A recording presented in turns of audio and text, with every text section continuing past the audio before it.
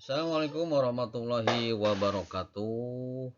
Selamat berjumpa kembali di tahun ajaran baru, tahun pelajaran 2020-2021. Yang menjadi guru kelas 6B yaitu Bapak. Boleh dilihat profilnya.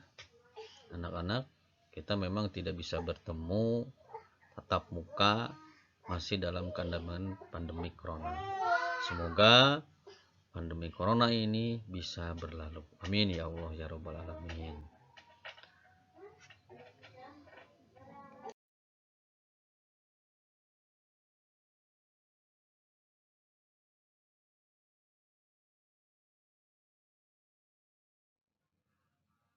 Selanjutnya kita akan belajar tema 1. Selamatkan makhluk hidup. Subtema 1. Tumbuhan sahabatku di pembelajaran pertama. Baik anak-anak, sebelum belajar kalian baca doa dulu supaya berkah. Baca surat Al-Fatihah dan sholawat. Dipersilahkan.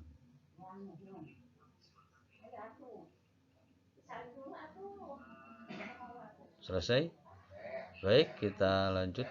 Coba perhatikan gambar berikut ini, di mana di sini ada gambar manusia, hewan, dan tumbuhan. Hewan dan manusia memperoleh manfaat dari tumbuhan. Manfaat tumbuhan bagi manusia antara lain sumber energi bagi manusia, sumber vitamin untuk menjaga kesehatan tubuh. Yang ketiga, sumber oksigen untuk bernapas. Yang selanjutnya, sebagai pengikat air tanah. Yang selanjutnya, peneduh dan memperindah keindahan di bumi. Lanjut, untuk manfaat tumbuhan bagi hewan, yaitu sebagai sumber energi bagi hewan. Hewan bisa bertumbuh kembang menjadi besar karena manfaat dari tumbuhan. Tumbuhan merupakan sumber bagi kehidupan manusia dan hewan. Tumbuhan adalah produsen, penghasil cadangan makanan, dan sumber oksigen untuk bernapas dan melindungi bumi dari sengatan sinar matahari.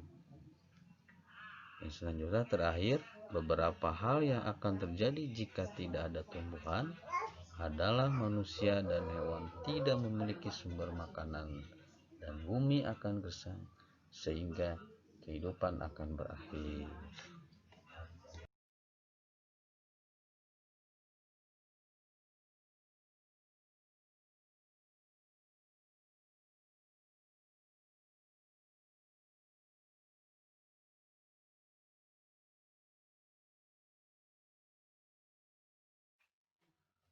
Untuk lebih memahami tentang bagaimana berkembangbiakan pada tumbuhan, coba kalian perhatikan teks bagaimana jagung berkembang biak. Silakan kalian baca teks bagaimana jagung berkembang biak, dan jangan lupa perhatikan dari tiap paragraf. Bapak kasih waktu selama 2 menit. Sambil kalian membaca, Bapak jelaskan di teks bagaimana jagung berkembang biak ini terdapat dari 5 paragraf, di mana tiap paragraf itu terdapat kalimat utama dan kalimat penjelas. Kalimat utama atau sering juga disebut kalimat pokok atau bisa disebut juga ide pokok yang nanti dijelaskan oleh kalimat penjelas. Nah, oleh karena itu kalian coba perhatikan dengan seksama dari tiap paragraf itu apa kalimat utamanya dan tentukan ide pokoknya. Sudah? Nah, kalau sudah, coba kita samakan. Paragraf pertama, ide pokoknya adalah jagung merupakan salah satu tanaman yang dijadikan bahan makanan pokok. Salah satunya ada di Indonesia. Paragraf kedua, ide pokoknya yaitu jagung dikembangkan dengan biji. Jadi kalau kalian ingin menanam jagung, maka mulailah menanam bijinya. Jangan menanam tangkalnya, maka tidak akan berbuah. Nah, di paragraf ketiga, ide pokoknya yaitu pembuahan pada jagung terjadi ketika serbuk sari jatuh di kepala putik. Nah, ini yang dinamakan adalah penyerbukan. Di paragraf keempat, bunga yang sudah mengalami pembuahan akan terus tumbuh dan berkembang menjadi jagung. Yang selanjutnya, paragraf terakhir yaitu paragraf kelima, biji jagung yang sudah tua bisa ditanam kembali dan akan tumbuh menjadi jagung. Nah, bagaimana? Sama tidak? Nah, kalau tidak sama, disamakan saja ya. Nah, tumbuhan jagung ini memang banyak tanam sumbuh di daerah tropis. Di antaranya adalah Indonesia, negara kita tercinta.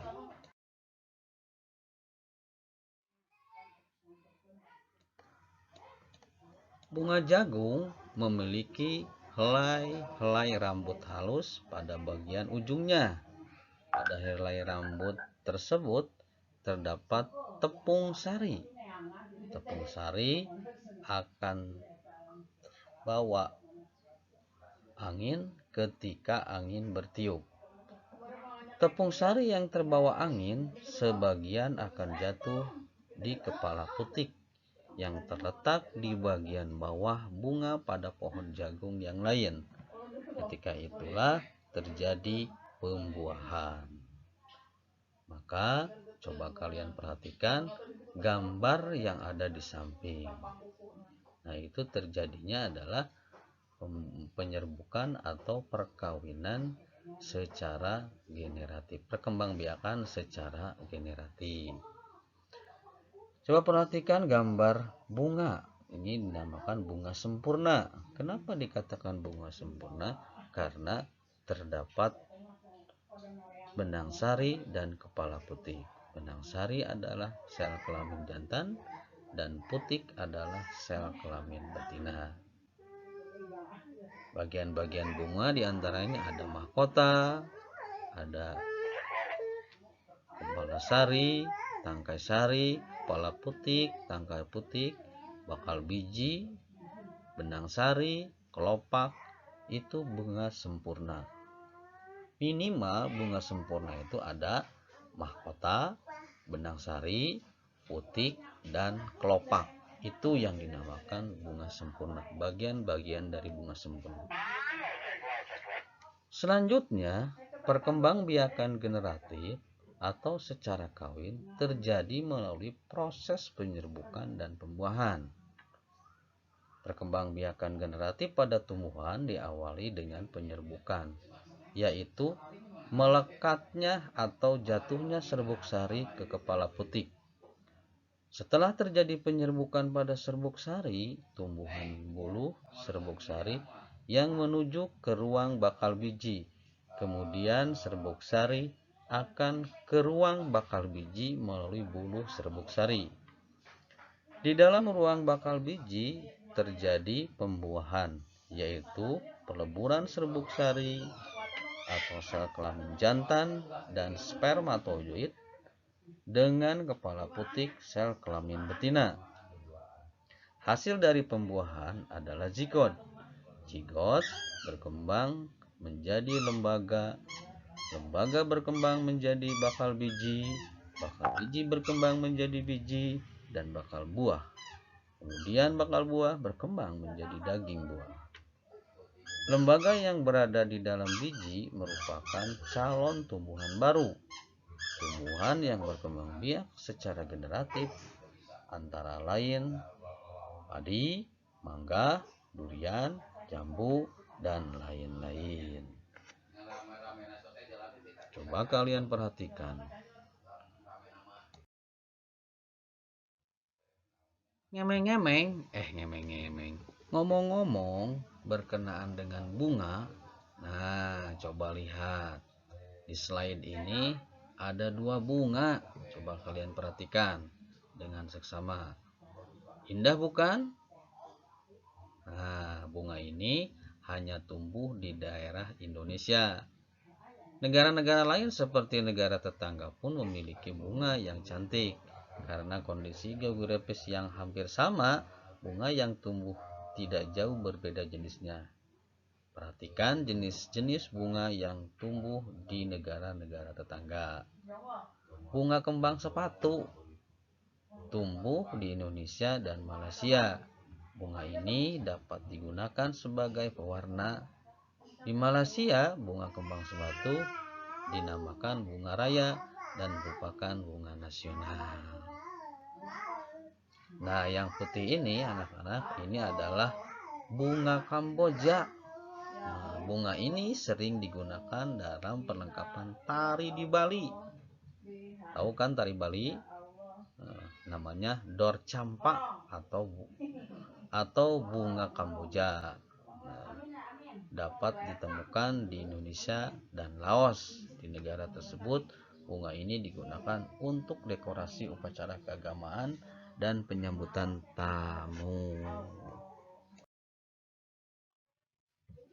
Karena bunga yang tumbuh di daerah Indonesia juga tumbuh di negara-negara Asia Tenggara, maka kita sebagai siswa perlu tahu nih, Asia Tenggara itu apa?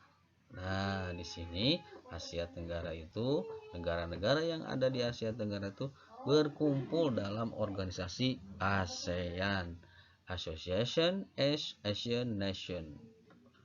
Tuh. Jadi artinya adalah perkumpulan negara-negara di Asia Tenggara. Kamu pasti pernah merasakan nyaman hidup bertetangga. Hal ini terasa saat semua keluarga saling mendukung, saling membantu, dan bekerja sama. Kenyamanan dalam bertetangga perlu diwujudkan karena tiap keluarga memiliki kepentingan yang sama. Hal itu juga yang mendasari terbentuknya ASEAN. Nah, ASEAN adalah sebuah organisasi internasional yang beranggotakan negara-negara di kawasan Asia Tenggara. Negara-negara ini bersatu karena adanya persamaan letak geografis dan kemiripan budaya, kepentingan yang sama dalam memajukan pertumbuhan ekonomi, sosial budaya, serta menjaga keamanan kawasan menjadi dasar pertimbangan para tokoh-tokoh dunia pendiri ASEAN. Pada tahun 1967, ASEAN berdiri atas dasar Deklarasi Bangkok di Thailand. Saat itu, tokoh-tokoh dari 5 negara yang terlibat dalam diskusi menjadi penerus dan pendiri organisasi ini. Adapun 5 negara yang menjadi anggota pertama ASEAN di tahun 1967 adalah Indonesia, Malaysia, Thailand, Singapura, dan Filipina. Para tokoh dari ASEAN adalah Abdul Malik dari Indonesia, Tun Abdul Razak dari Malaysia, Tanat Komat dari Thailand, Shir Rajaratnam dari Singapura, dan Narcisco Ramos dari Filipina. ASEAN harus dapat memberikan manfaat bagi semua anggotanya. Untuk itu, berbagai kerjasama yang dikembangkan untuk memajukan kesejahteraan semua anggotanya. Kerjasama di bidang ekonomi, sosial, budaya, serta politik dikembangkan demi kemajuan semua anggota. Manfaat yang dirasakan oleh anggota-anggota ASEAN membuat semakin banyak negara yang kemudian bergabung dengan organisasi ini. Saat ini ada 10 negara yang menjadi anggota ASEAN berdasarkan urutan waktu bergabungnya negara anggota ASEAN tersebut adalah 1. 5 negara pendiri ASEAN: Indonesia, Malaysia, Thailand, Singapura, Filipina yang bergabung pada tanggal 8 Agustus 1967. Kedua, Brunei Darussalam bergabung pada tanggal 7 Januari 1984. Vietnam bergabung pada tanggal 28 Juli 1995. Laos dan Myanmar bergabung pada tanggal 23 Juli 1997. Dan terakhir Kamboja bergabung pada tanggal 30 Agustus 1999.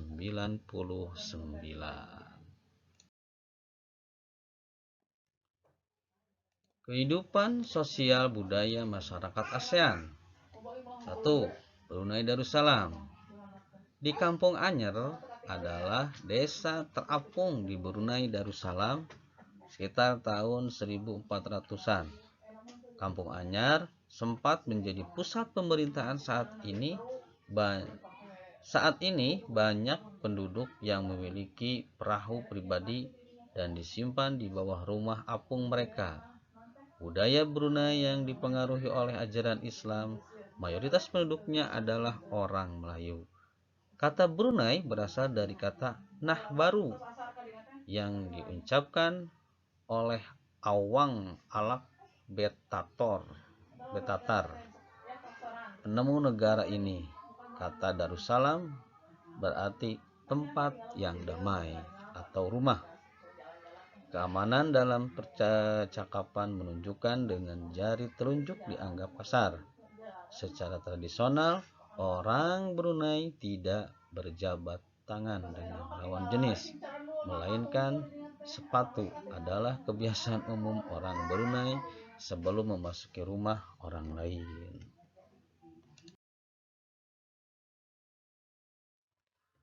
2. Malaysia. Tentu kalian tahu kan Malaysia? Betul. Ingat. Ipin. Patung Dewa Murangga di Malaysia merupakan patung berukuran 42,7 meter, guys.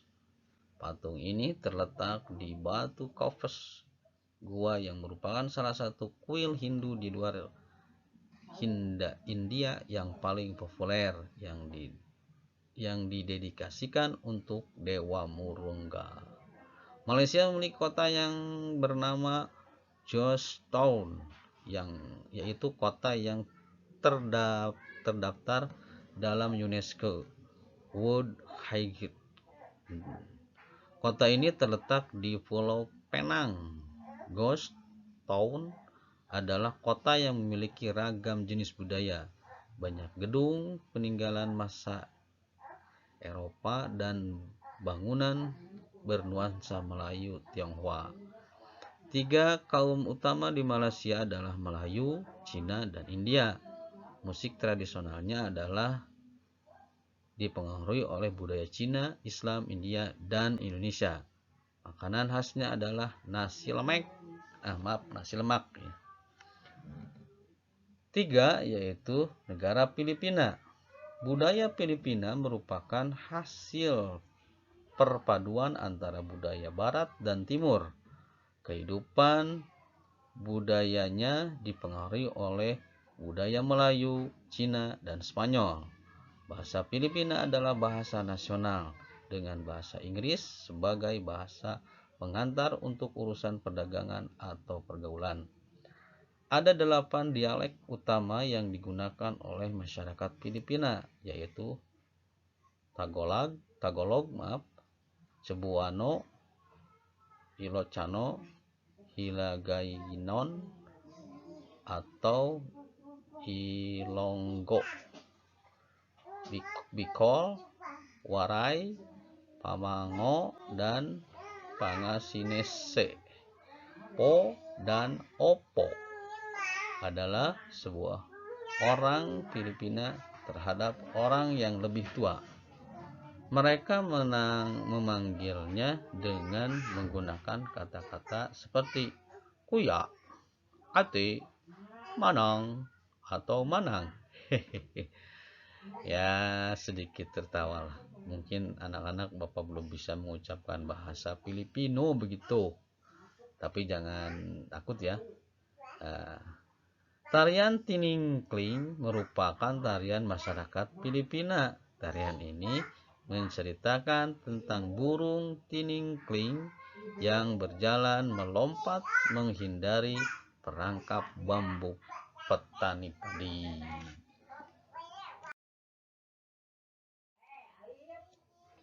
Selanjutnya yang keempat, negara Kamboja. Kamboja ini banyak candi di Kamboja terbuat dari batu. Dewa-dewa dari agama Hindu dan Buddha terukir pada tembok. Tari Apsara lahir pada 2000 tahun yang lalu. Relief tarian banyak ditemukan di bangunan-bangunan keagamaan di Kamboja. Orang Khmer mengenakan sal, kotak-kotak yang disebut krama. Pria dan wanita Khmer mengenakan badul Buddha pada keberuntungan. Makanan terkenal Kamboja adalah cha yang berarti tumisan. Yang selanjutnya adalah negara Myanmar yang kelima. Myanmar disebut sebagai negara 1000 pagoda. Oh, kalian tahu kan bahwa negara 1000 pagoda itu adalah Myanmar. Hal ini disebabkan karena sangat mudah menemukan kuil-kuil suci Buddha. Mayoritas penduduk Myanmar adalah keturunan Tibet. Bahasa yang digunakan adalah bahasa Burma. Adapun pakaian tradisional Myanmar yang disebut longyi mirip sarung Indonesia. Namun kain ini membelit bagian tubuh mereka mulai dari perut hingga betis. Longyi yang berbahan kain katun bukan saja dikenakan pria dewasa, namun juga anak-anak dan wanita. Coba lihat gambarnya, tuh seperti itu. Nah, itu. Yang keenam adalah negara Vietnam. Permainan menangkap jangkrik dengan mata tertutup adalah permainan tradisional anak Vietnam. Anak yang berada di tengah lingkaran, matanya ditutup kain, menangkap salah satu teman dan menebak namanya. Vietnam terkenal dengan baju khasnya yang disebut Áo Dai. Tapi topi choping pun banyak ditemukan di sana. Orang Vietnam gemar duduk di dinh klik, yaitu kursi yang sangat pendek. Bukan hanya untuk makan, bahkan untuk mengobrol pun mereka senang duduk di atas dinh klik. Mayoritas orang Vietnam memiliki nama keluarga Nguyen. Hal ini disebabkan karena dinasti Nguyen berkuasa mulai 1803 sampai 1945 dan merupakan dinasti terakhir di Vietnam. Nah, ini anak-anak tarian menangkap jangkrik, permainan menangkap jangkrik. Ya, kayak kalau di kita mah permainan menangkap musang di permainan pramuka. Tetap semangat ya belajarnya. Ngantuk? Ya, sambil belajar kalian siapkan makanan ringannya supaya tidak ngantuk gitu guys.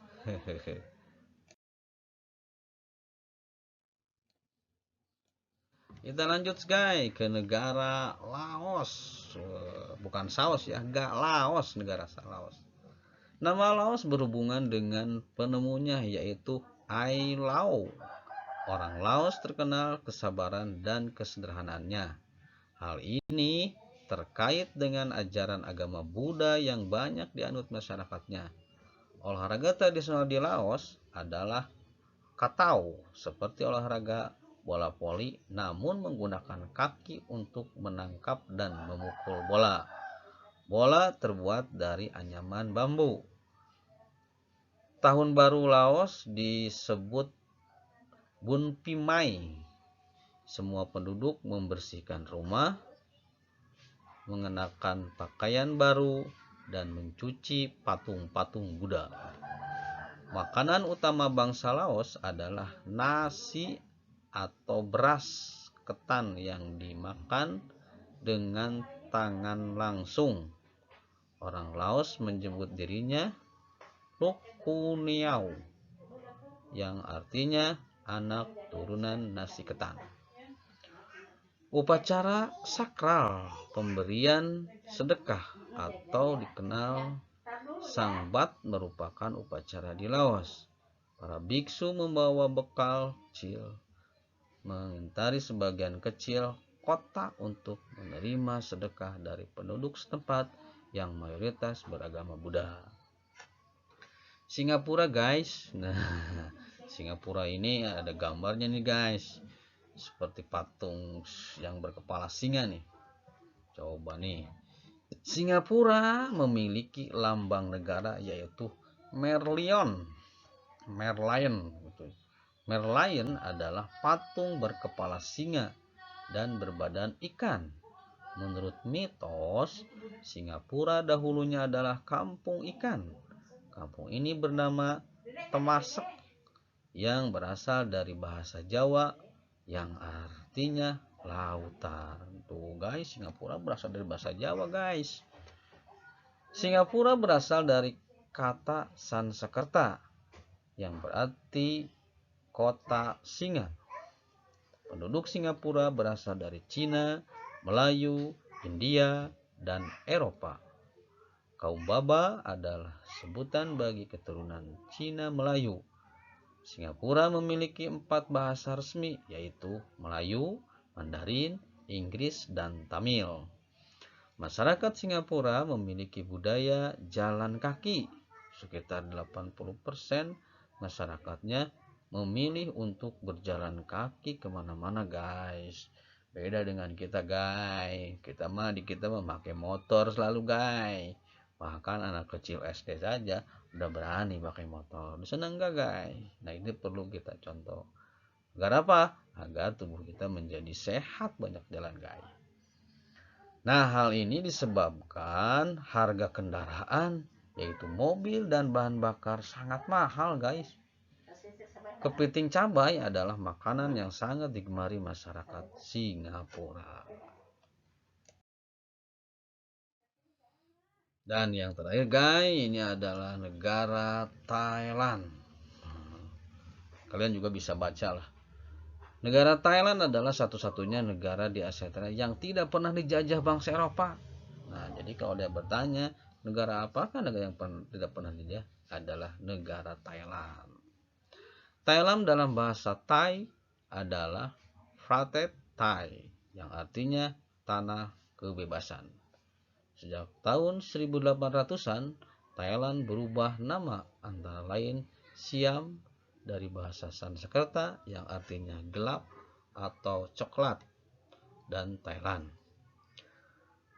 Ramakien adalah cerita nasional Thailand yang mengaruhi kehidupan masyarakatnya.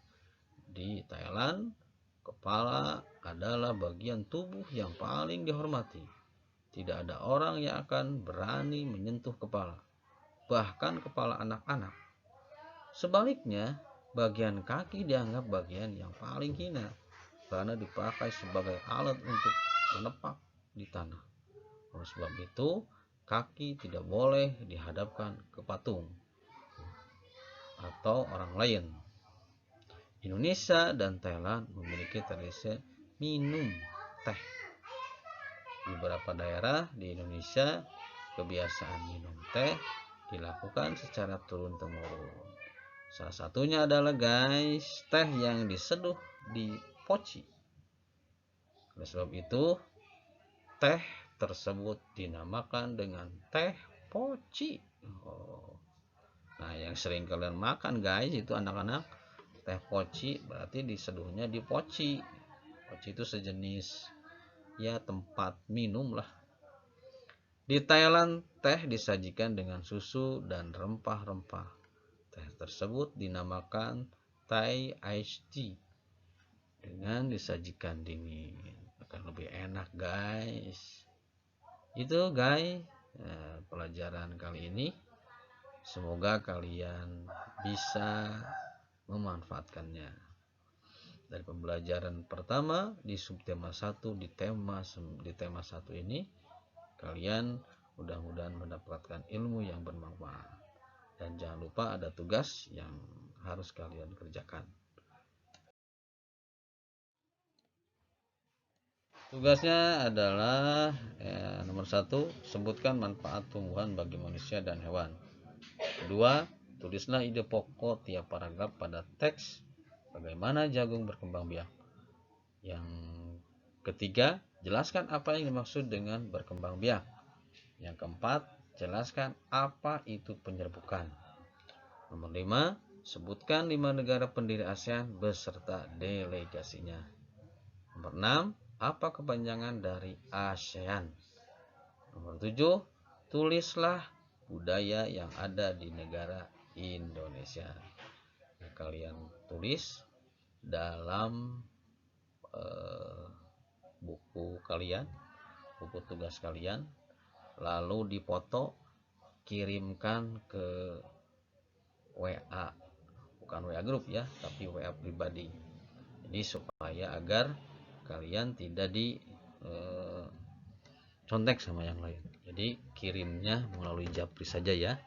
Oke guys, sampai di sini juga pembelajaran pada hari ini. Semoga kalian sukses dan sehat selalu. Jaga kesehatan, cuci tangan, hindari berkerumun. Semangat! Assalamualaikum warahmatullahi wabarakatuh.